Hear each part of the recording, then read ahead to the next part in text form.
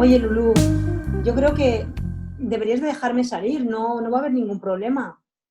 Bueno, eso es lo que dices tú. Esta cabezonería, el encerrarme aquí en esta habitación. Yo vine tranquilamente porque pensaba que, o sea, que ibas a ser capaz de comprender de que no es tan peligroso, de que yo no voy a decir nada. Vamos a ver, tú me conoces desde hace muchos años. Por eso mismo estás ahí.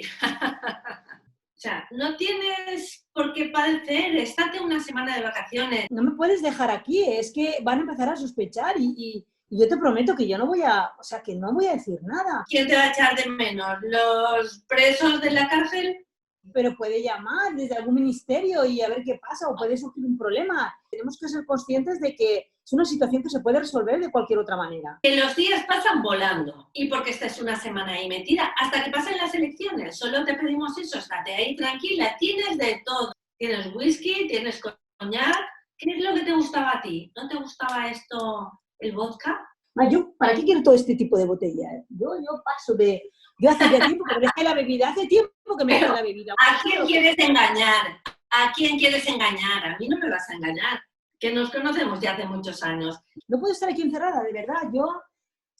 Además, puede pasar alguien, yo qué sé, nos pueden ver y pueden sospechar, no sé, que aquí está pasando algo. Yo creo que es más natural que me dejes salir de esta En el habitación. perro rojo va a pasar algo, van a sospechar de que está pasando algo. Tú me guardaste un secreto y yo te lo guardé y te ayudé tanto. Piénsalo, lo buenas amigas que fuimos y... Es que no lo ves.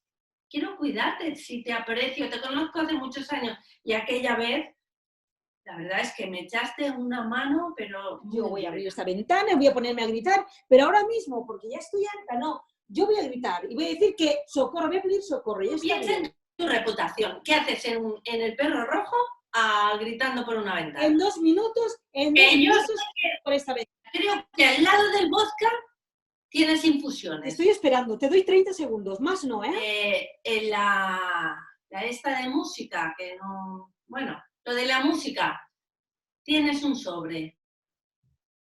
¿Un sobre de qué? ¿No? ¿Qué? ¿Esto qué es? No, pero creo que te has equivocado conmigo, no. Lo que veo. No. Y esto no tiene sentido, que no, Lulú, que no.